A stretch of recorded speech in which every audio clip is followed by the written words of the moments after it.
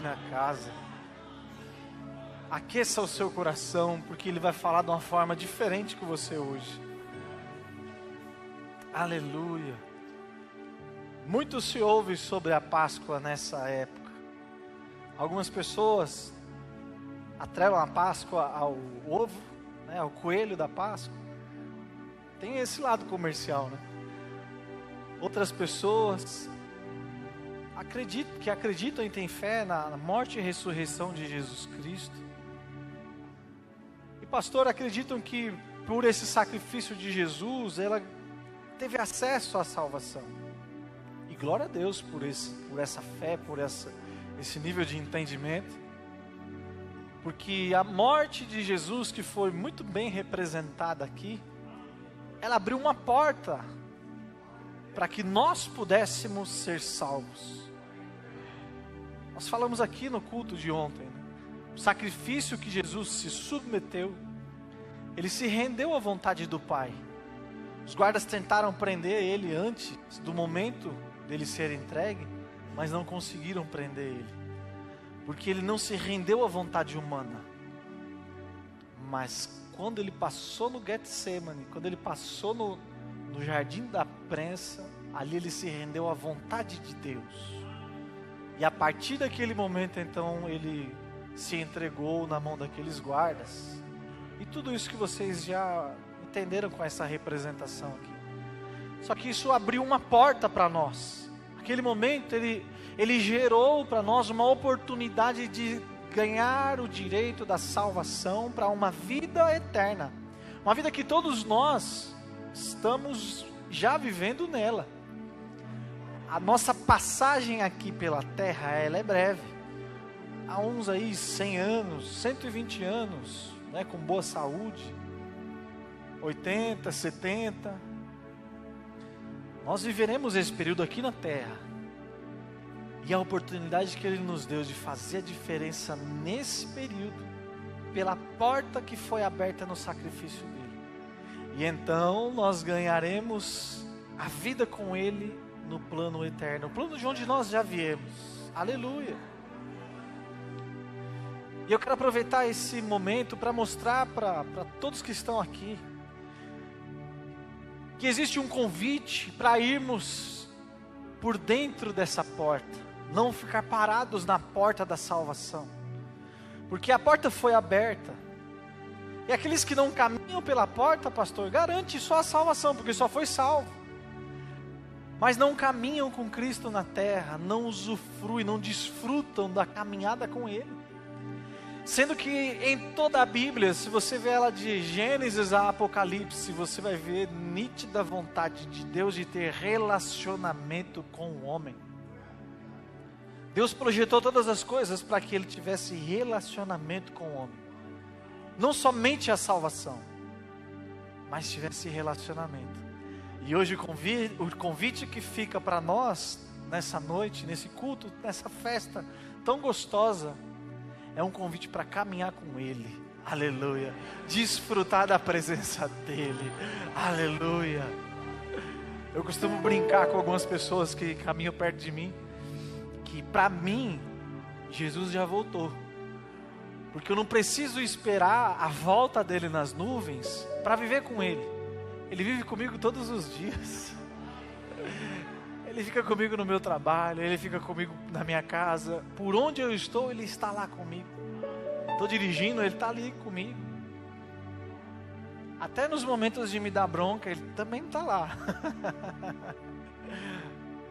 Então nós vamos ver hoje qual o motivo que não foi necessário que esse sacrifício acontecesse. O que aconteceu, pastor, que foi necessário que Jesus morresse na cruz?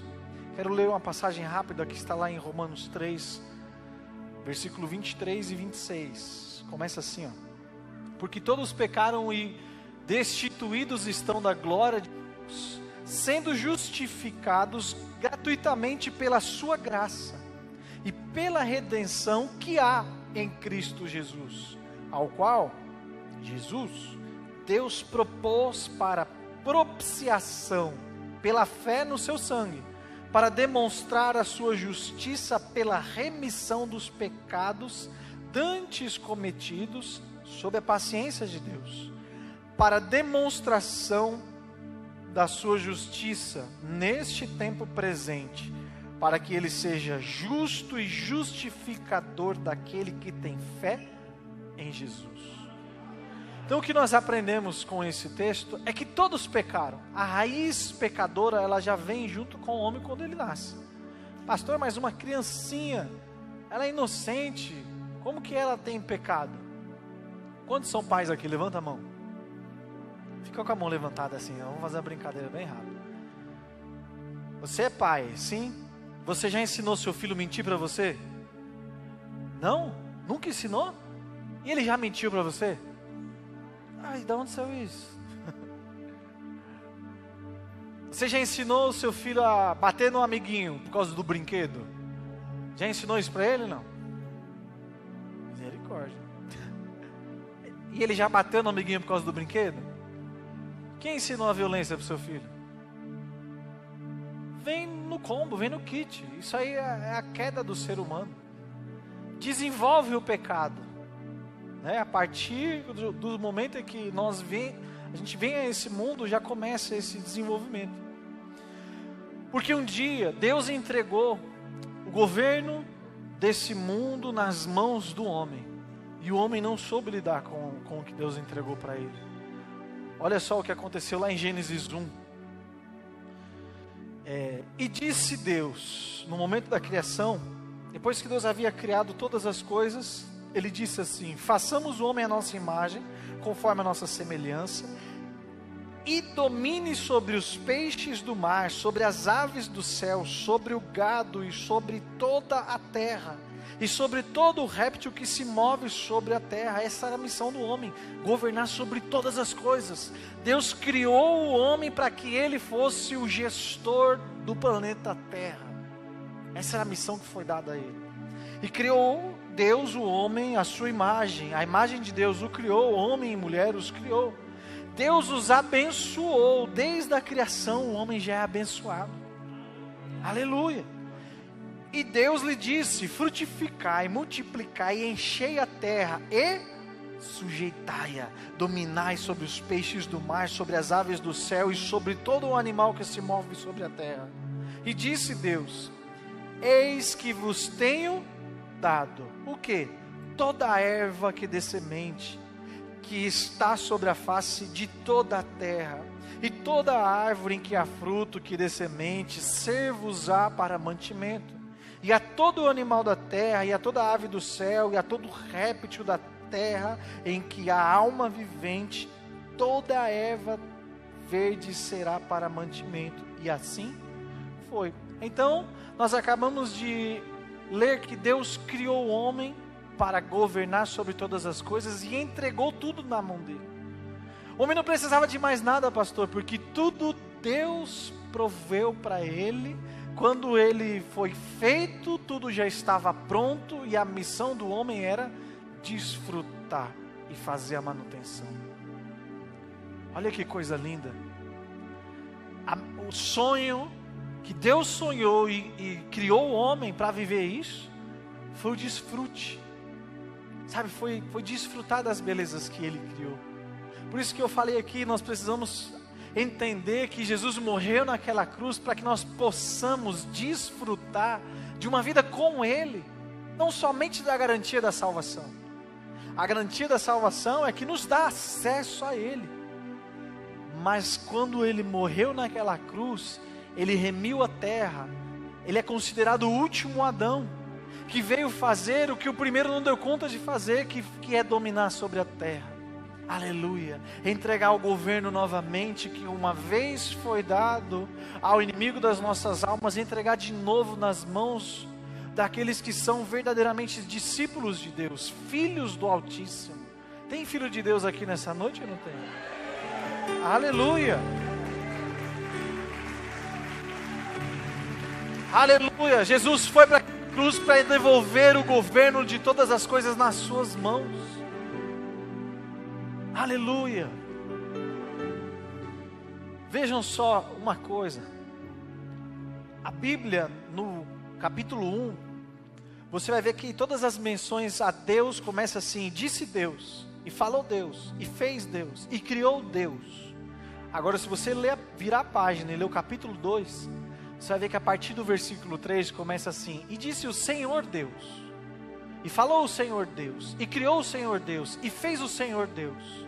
O que mudou do Gênesis 1 para o Gênesis 2? A criação do homem. Quantos aqui tem imóvel próprio? Levanta a sua mão assim. Imóvel próprio que está alugado para alguém.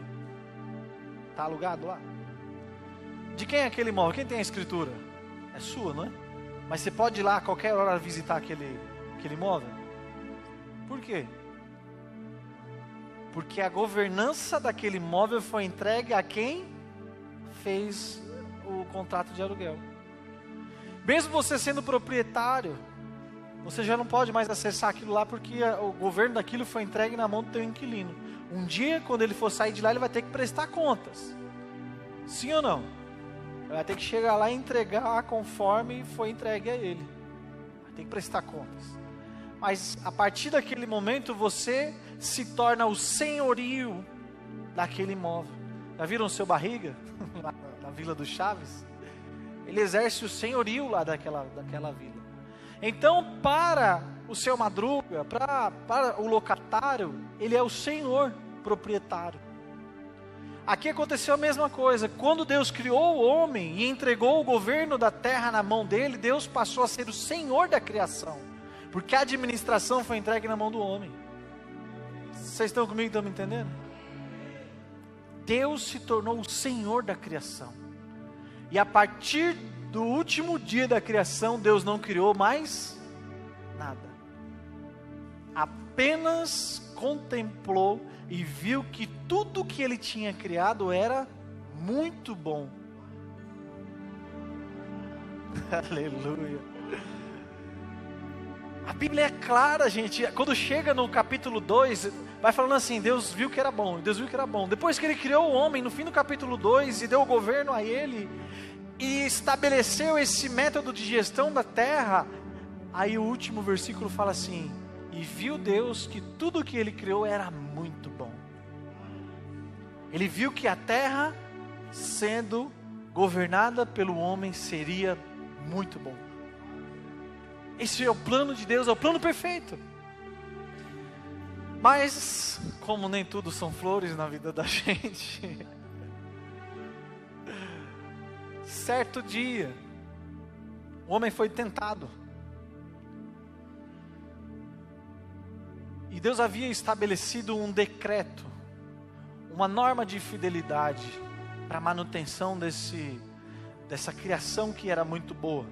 Olha o que o versículo 16 do capítulo 2 fala: e ordenou o Senhor Deus ao homem, dizendo: de toda árvore do jardim comerás livremente, mas a árvore do conhecimento do bem e do mal, dela não comerás, porque no dia em que dela comer, certamente morrerás.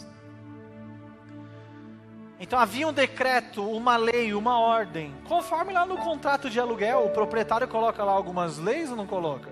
Se você não pagar o aluguel até determinado dia, haverá uma cobrança de multa estabelecida em tal % lá. E se um dia, meu irmão, você conseguir a proeza de atrasar o seu aluguel, não adianta você chorar, não adianta você dormir na pia, não adianta você se rebelar. Você vai ter que pagar o boleto mais caro, sim ou não? E se você também descumprir qualquer uma das normas ali, você não vai ter que ser penalizado naquele contrato. O contrato que Deus fez com o homem era assim, ó: usufrua de tudo, comei de toda a árvore. Isso é imperativo, é uma ordem. Vai lá e desfruta. Estou mandando você desfrutar de tudo. Agora, a primeira e única norma que eu coloco aqui é que não mexa nessa árvore. É um pacto de fidelidade que Deus estabeleceu com o homem. Mas, Gênesis 3, versículo 6, viu a mulher que aquela árvore era boa para comer e agradável aos olhos, e árvore desejável para dar entendimento, tomou do seu fruto e comeu, e deu também ao seu marido, e ele comeu com ela. Então foram abertos os olhos de ambos, e conheceram que estavam nus, e cozeram folhas de figueira, e fizeram para si aventais. Percebam, eles já tinham providenciado veste para eles. E ouviram a voz do Senhor Deus, que passava pelo jardim na viração do dia. E esconderam-se, Adão e sua mulher, da presença do Senhor Deus, entre as árvores do jardim. Aqui no momento em que Adão, junto com a Eva, desobedece e quebra a aliança, quebra o pacto que eles haviam estabelecido com Deus, a partir daquele momento a consciência do homem pesou sobre ele. E o homem que tinha o hábito de receber Deus todos os dias na viração do dia, conversar com Deus, gente, imagina o privilégio que foi esse período da vida de Adão. O próprio Deus descia no jardim e caminhava com ele. Aleluia. Viu Deus que era muito bom. Deus quis desfrutar daquilo que Ele criou e era muito bom. O relacionamento com o homem, o governo do homem, tudo sobre equilíbrio. Aliança com o homem, o pacto com o homem. Mas o inimigo das nossas almas, gente, ele ficou endemoniado. Porque ele queria, Xande, ter o que Deus nos deu de graça. Deus criou o homem à imagem e semelhança dele. O homem não precisava de mais nada, ele já foi criado à imagem e semelhança de Deus. E a artimanha que Satanás usou para enganar o homem foi o quê? Se você comer, você vai se tornar semelhante a Deus, mas ele já era. Perceba o engano de Satanás. Porque tudo que Deus viu que era muito bom, fazia ele se revirar, porque ele queria ter e não teve. Então, quando o homem rompe o pacto com Deus, com aquele decreto que Deus havia estabelecido, precisa ser cumprido. A lei que Deus estabeleceu precisava ser cumprida. A lei da morte, consequência da desobediência, da quebra de aliança. Versículo 17 de Gênesis 3, Adão disse: porquanto destes ouvidos à tua mulher e comeste da árvore que te ordenei, dizendo, não coma dela, maldita é a terra por causa de ti, com dor comerá dela todos os dias da sua vida. Por causa da desobediência do homem, por causa da gestão que Deus entregou, a autoridade que Deus entregou na vida do homem, o homem entregou essa autoridade nas mãos do inimigo quando ele rompeu um pacto com Deus. E a partir daquele momento que Deus deu para ele administrar, tornou-se maldito. A terra tornou-se maldita. Meu Deus. Olha só como é forte, gente, a consequência de tomarmos decisões sem antes priorizar o relacionamento com Deus, o pacto que nós temos com Deus. Então, a partir daquele momento, a terra tornou-se maldita. E qual a consequência? Espinhos e cardos também te produzirá. Antes ele tinha frutos para usufruir, agora o que ele comeria da terra era espinhos, cardos ou abrolhos. E comerás a erva do campo, no suor do teu rosto comerás o teu pão, até que te tornes a terra, porque dela foste tomado, porquanto és pó e ao pó tornarás, até que o homem morra e ele volte para onde? Aqui tem um mistério, porque a Bíblia nos diz que quando nós morremos, o espírito volta para Deus. Ele nos criou, Ele é o nosso Senhor, Ele é o nosso dono. É o dono do Espírito que está dentro de cada um de vocês aqui. Então o Espírito volta para Deus. Mas o que ele fez com a terra? Ele entregou o governo da terra. A partir de agora ele é servo de quem governa a terra. E ele precisava ir lá para o dono da terra. Vocês estão comigo, estão me entendendo? Precisava virar pó de novo. E a alma é aquilo que nós precisamos entender, gente, que nós podemos perdê-la eternamente. Onde está a vida do homem? Jesus manda a gente salvar espíritos, ganhar espíritos, libertar espíritos. Mas Ele nos manda salvar almas. A gente até tem um rito aqui na igreja que a gente fala assim, ó, almas. Vamos lá, igual a IPA agora, avivada. Almas. Porque é o que pulsa no coração de Deus, é ou não é? As almas. Porque é ela que nós podemos perder ou ganhar eternamente. Então, quando o homem pecou e o senhorio da terra passou a ser do inimigo das nossas almas, houve muitas consequências disso.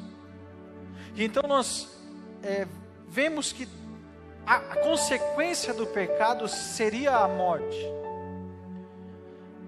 O sangue precisa ser derramado para que a expiação daquele pecado aconteça.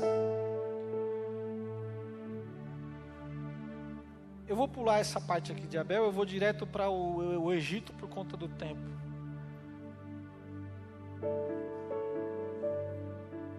Se você depois fizer aí um estudo sobre isso, acho que nós vamos fazer e pôr lá na internet, lá que vai ser uma bênção isso daí. Você vai ver que desde a primeira família, desde a família de Adão, eles entenderam que precisava de sacrifício para expiação de pecados. Eles não foram mortos por conta de um sacrifício que houve no jardim.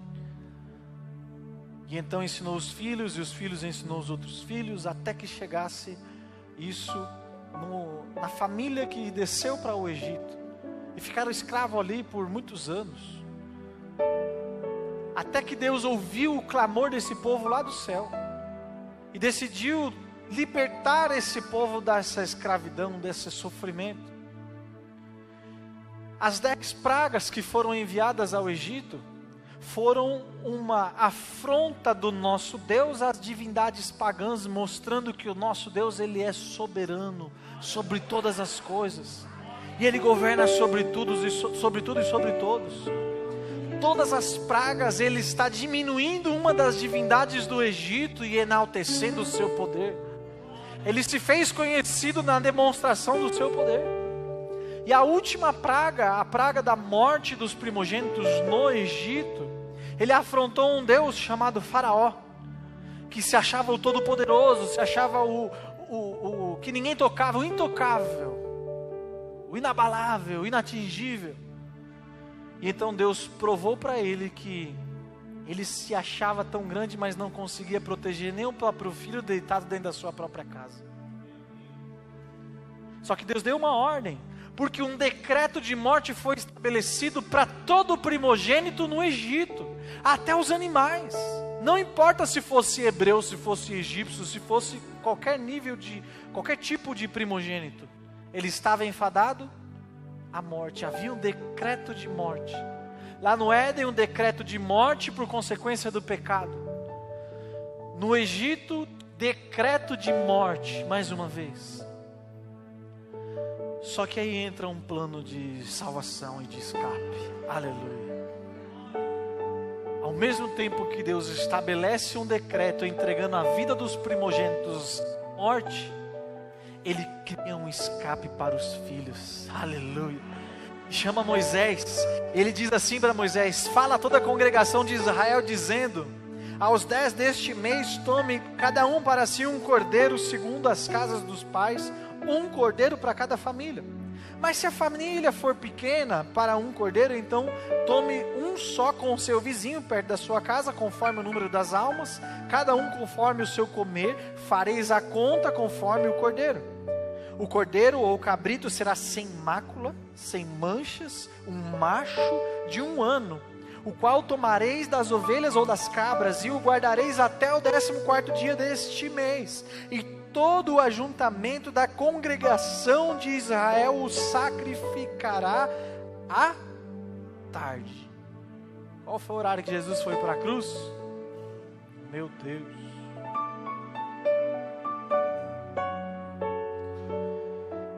E tomarão do sangue e poluão em ambas as ombreiras, ou na verga da porta nas casas em que o comeram, e naquela noite comerão a carne assada no fogo, com pães asmos e com ervas amargosas a comerão. Não comereis cru nem cozido em água, senão assado no fogo, a sua cabeça com os seus pés e com a sua frescura. e nada deles deixarei até amanhã, mas o que dele ficar até amanhã queimareis no fogo. Assim, pois, o comereis, os vossos lombos cingidos, os vossos sapatos nos pés e o vosso cajado na mão, e o comereis apressadamente, e esta é a Páscoa do Senhor.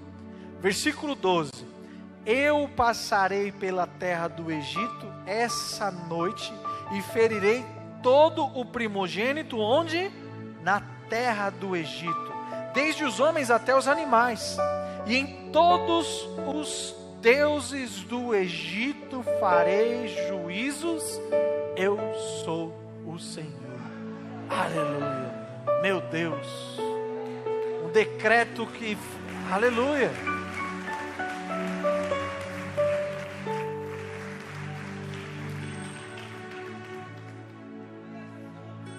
O decreto de morte foi estabelecido, mas junto com ele um sacrifício substitutivo. A família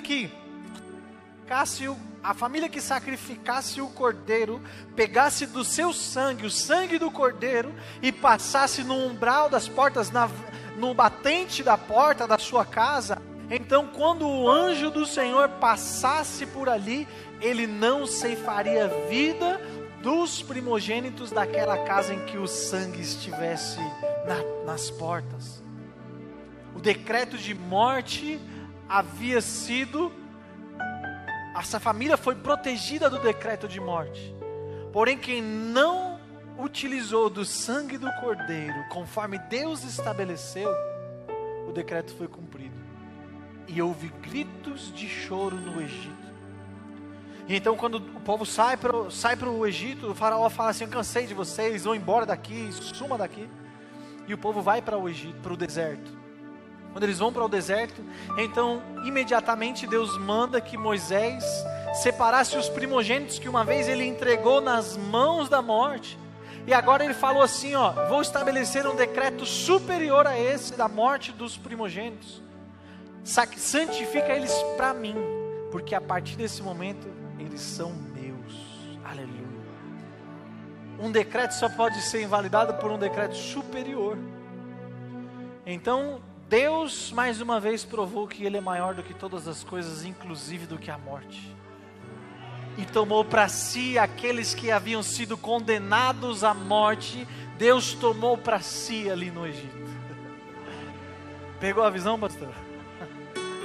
Aleluia. Tudo isso que eu estou narrando aqui lança luz no que aconteceria lá no Novo Testamento, em Jesus Cristo. É um tipo do que aconteceria lá. É um exemplo. Para que o povo entendesse que um dia seria necessário um sacrifício substitutivo pela morte, que é a consequência do pecado. O decreto continua válido. Não houve um decreto que foi superior a esse. O decreto é que se pecou, vai morrer e ponto final. A não ser que o sangue de um cordeiro seja passado, seja um ato de fé, aleluia, seja utilizado. A partir desse momento, a Bíblia nos conta vários profetas que conseguiram acessar o mundo espiritual e viram no mundo do espírito Deus estabelecendo um projeto chamado projeto de redenção da humanidade. O salmista Davi fala assim, Deus, eu sei que o Senhor não se agrada de sacrifícios, porque o sacrifício, somente o sacrifício, a morte do animal, não tem o poder de agradar o coração de Deus. É somente algo legalista, é somente cumprir a lei.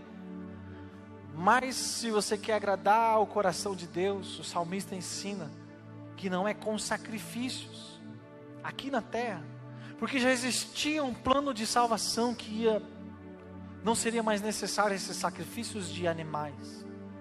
O povo mais uma vez se corrompeu e começaram a fazer até comércio com esse sacrifício, que era para ser uma causalidade, um evento.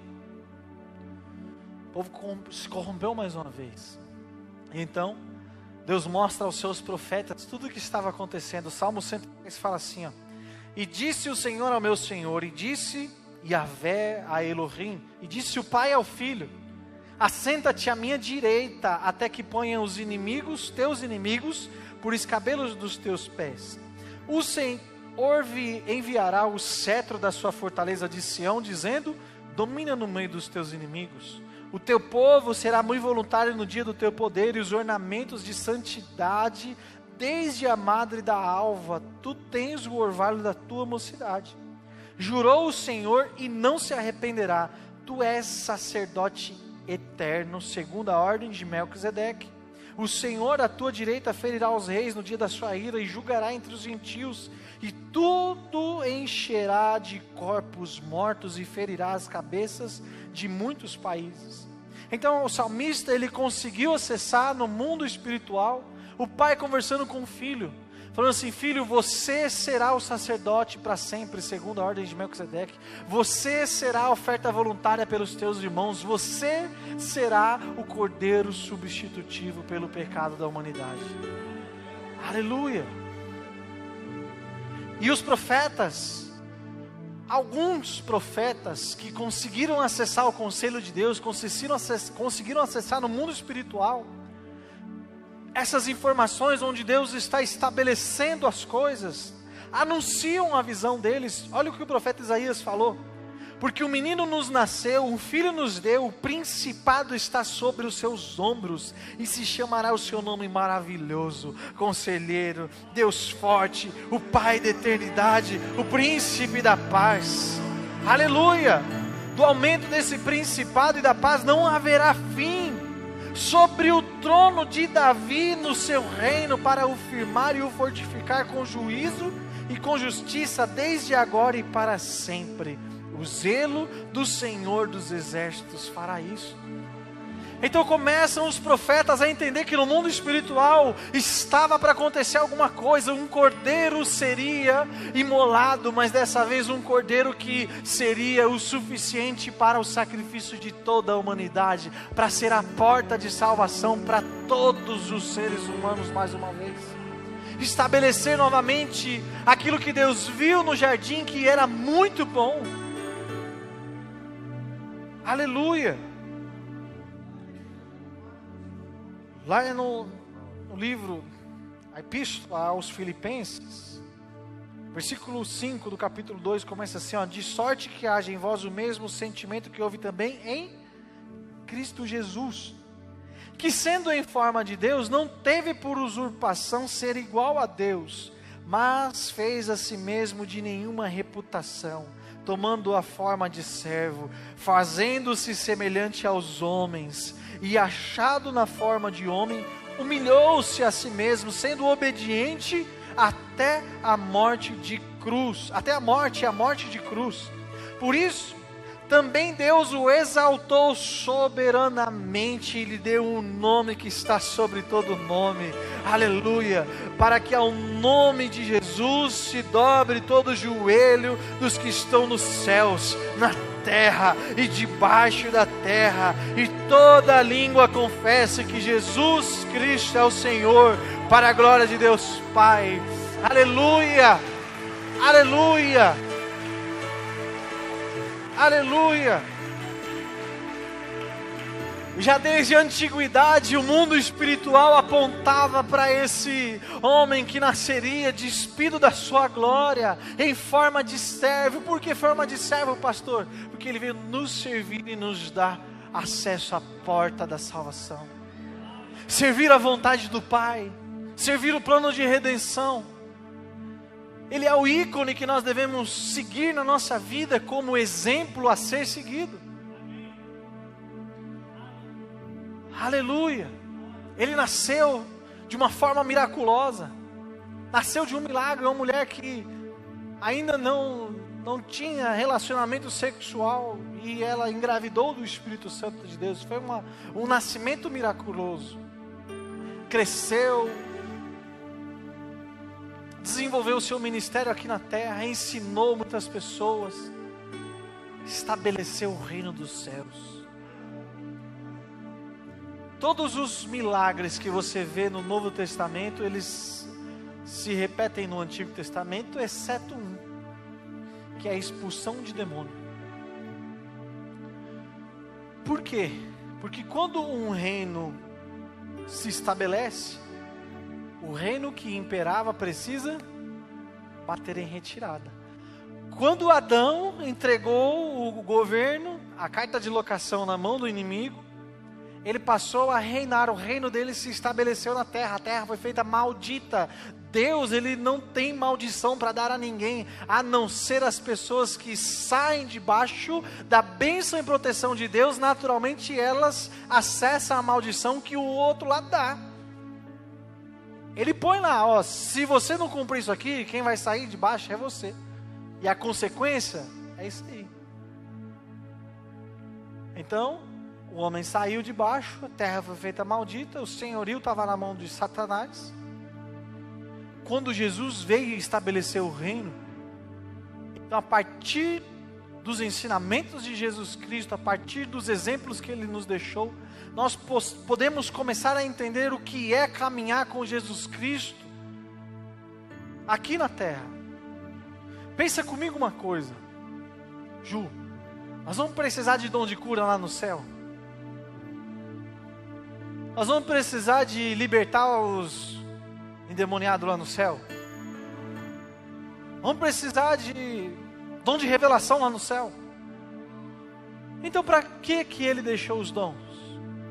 Para ser usado onde? Aqui na terra.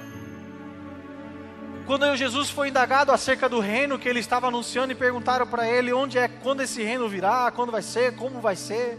Inclusive foram pedir o Ministério da Fazenda e o Ministério da Cultura para Ele.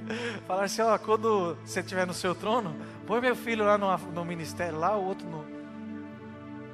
Achando que o reino que Deus estava estabelecendo era um reino meramente natural. Aí Jesus responde o quê? Vocês não entenderam nada. O reino já está aqui. Aleluia. O governo já estava sobre ele. O principado, como nós lemos em Isaías, estava sobre a vida dele. Aleluia.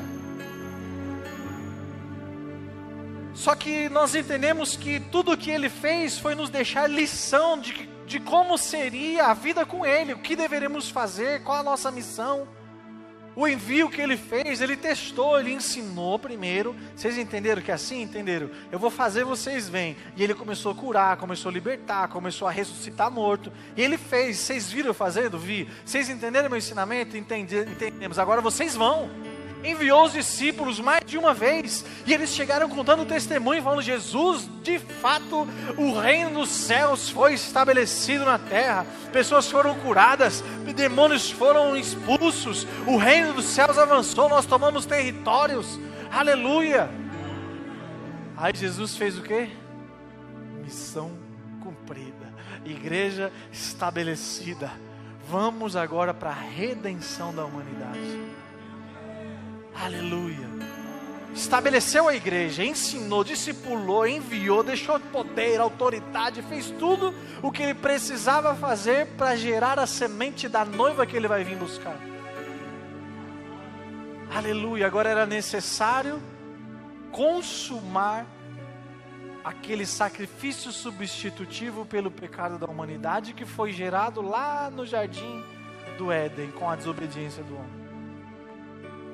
Jesus vai para o Getsemane, para o lugar da prensa, e ele ali começa a orar a Deus, clamar a Deus: Pai, se possível for, afasta de mim esse cálice, porém todavia seja feita a tua vontade e não a minha.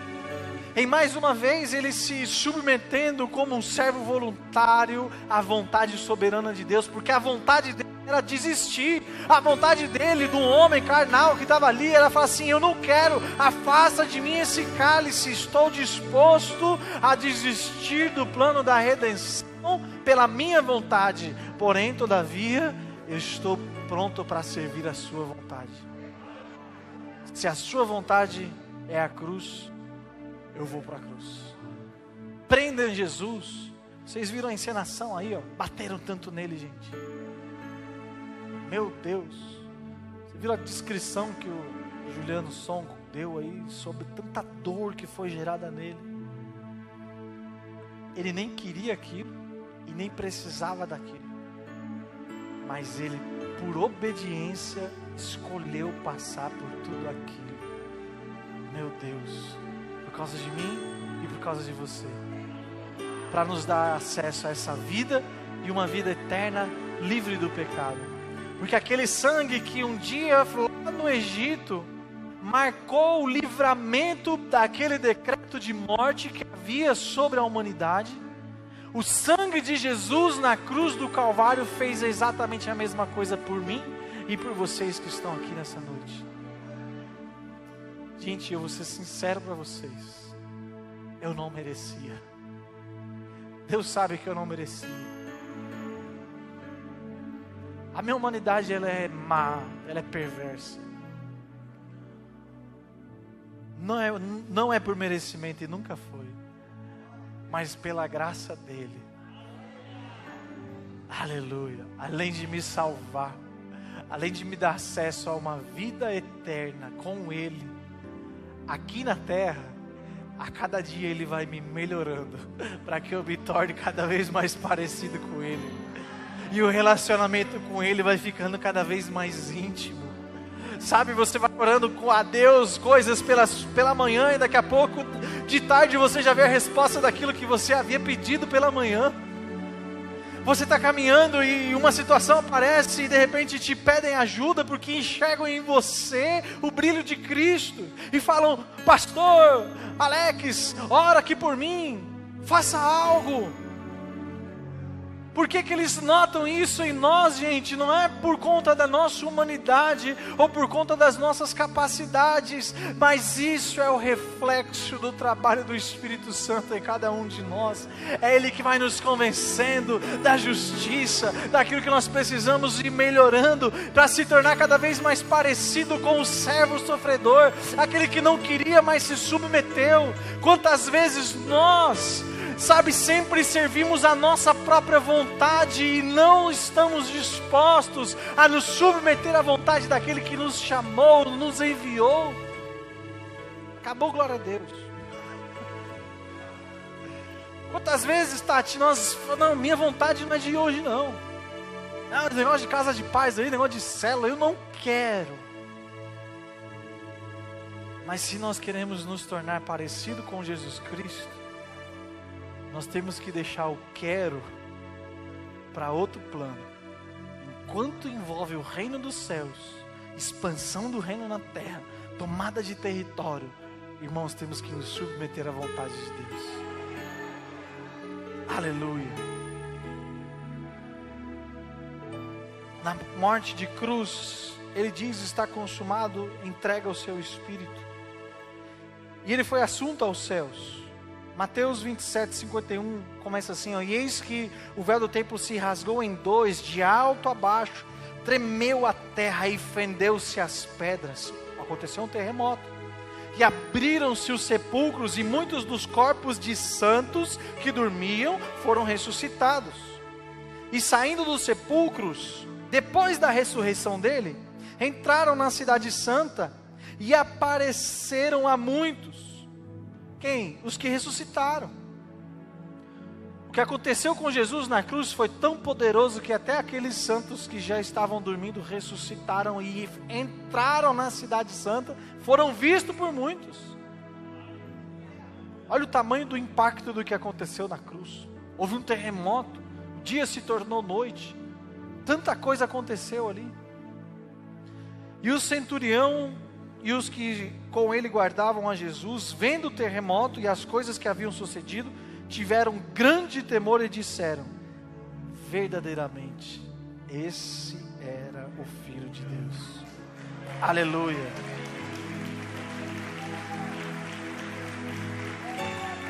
Aleluia. Meus filhinhos, essas coisas vos escrevo para que não pequeis, e se alguém pecar, temos um advogado para com o Pai, Jesus Cristo o justo. Ele é o quê? A propiciação pelos nossos pecados. Ele é o Cordeiro substitutivo. Ele é o Cordeiro que foi morto em meu e seu lugar. E não somente pelos nossos, mas também pelos de todo o mundo. Isaías 53 descreve o sofrimento do Messias. Tudo o que aconteceu ali com ele na cruz foi visto no mundo do Espírito. até que aquela vitória da cruz produziu um impacto, gente, que às vezes não é ensinado nesse período de Páscoa. Preste bastante atenção aqui, que talvez essa seja uma das principais chaves dessa mensagem.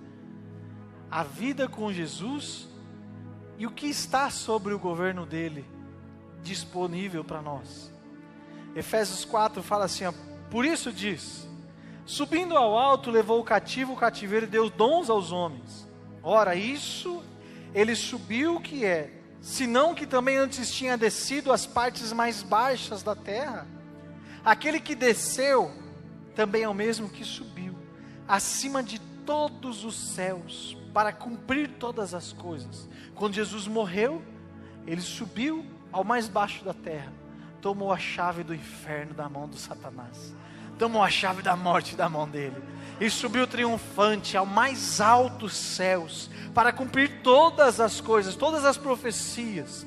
Por isso também Deus o exaltou soberanamente, e quando ele subiu, lhe deu um nome que está sobre todo nome, para que ao nome de Jesus se dobre todos os joelhos que estão nos céus, na terra e debaixo da terra, e toda língua confesse que Jesus Cristo é o Senhor, para a glória de Deus Pai. Aleluia, aleluia. Quando Jesus foi assunto aos céus, subiu nas nuvens, as pessoas, mais de 500 pessoas na praia, viram ele sendo assunto aos céus e subindo. Só que muitos anos antes, Daniel já tinha visto essa nuvem chegando, aleluia, e com ele, olha só, Daniel estava olhando nas minhas visões de noite, e eis que vinha nas nuvens, um como filho do homem, e dirigiu-se ao ancião de dias, e o fizeram chegar até ele, e foi-lhe dado o que, gente? O domínio, a honra, o reino, para que todos os povos, nações e línguas o servissem, e o seu domínio é um domínio eterno que não passará, e o seu reino não passará e não será destruído. Aleluia! Quando Jesus subiu aos céus em Atos dos Apóstolos, aquilo já foi anunciado lá em Daniel, ele já tinha visto, só que ele não viu Jesus subindo, ele já viu Jesus chegando lá no céu, aleluia, e ele sendo honrado, sabe, ele sendo glorificado, sendo exaltado lá no céu, entregue todo o governo nas mãos dele. O Jesus que você clama aqui, quando você dobra os teus joelhos e ora, não é o Jesus da cruz, não é o Jesus da manjedoura, é esse que está sentado no alto e no sublime trono, que tem o governo sobre todas as coisas, aleluia.